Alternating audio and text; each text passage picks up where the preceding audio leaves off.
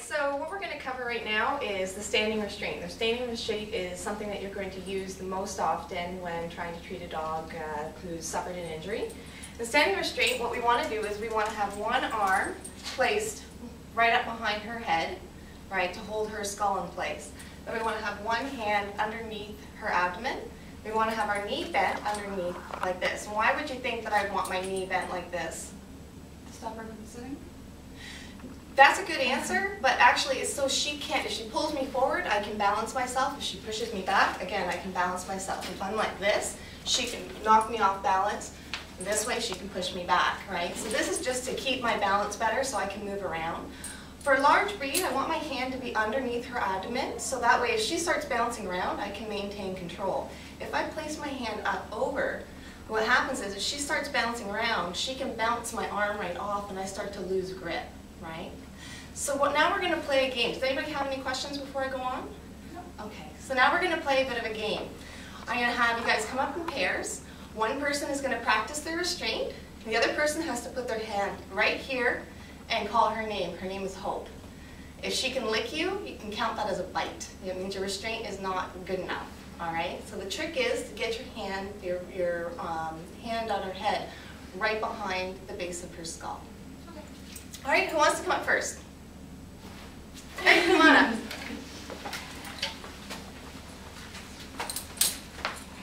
Okay. Oh, I want this knee under. Perfect. Perfect. So if you want to put your head right there, call your name. Hope. Hope.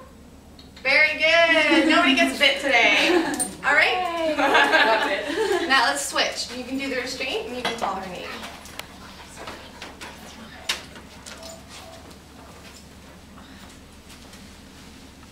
Hope. Hope. Hope. Very good. Good job. Good girl, Hope. Good girl. All right. And then I'll be your partner. Why don't you come on up? You try to put her in restraint.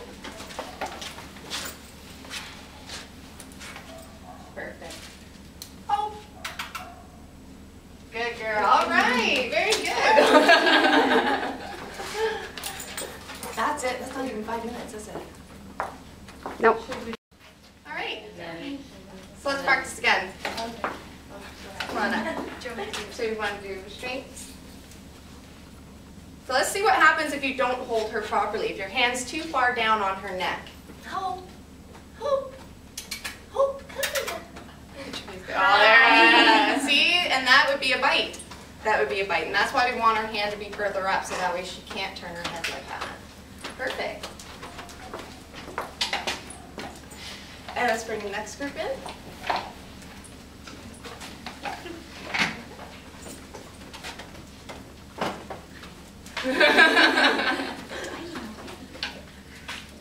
Okay, so let's try with your arm further down.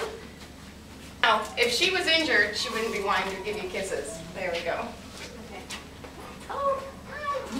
Okay. And now just move your hand up just slightly, right there, and see the difference. Oh. Oh. And see how she can't turn around and give kisses now? All right, good girl. Good job. Good girl. So now if you're standing like that, if you go restraining her in that way with both your knees flat like that, if she starts getting excited, oh, what are you doing? Oh, what are you doing? What are you doing? What are you doing? Come here. Come on. You get her. Come on, Hope. Come on, what are you doing? Come on. She's like, no, I know this game. Oh, there you go. See how we're losing control? We're starting to lose our ground. She's pulling you forward and you're having to walk on your knees to keep up with her. Now, if she wasn't friendly, she could take, if she did a quick move there, again, because we're loosening up our arm, she's able to wiggle out of the position that she needs to be in.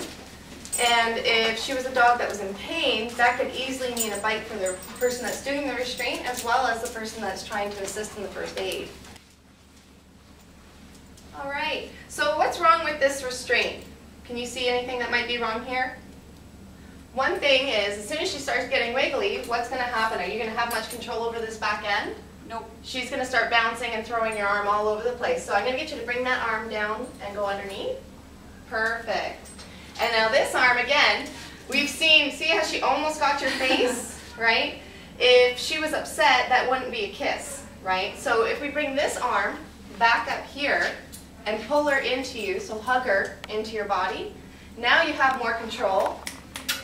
Hope, hope, hope. And she can't wiggle out of there, that hold, and she can't turn around and get to your face. She can't grab your arm. She can't grab your leg. You've got her nice and secure, and the other person, whoever's assisting you, can come in and perform the first aid that she needs.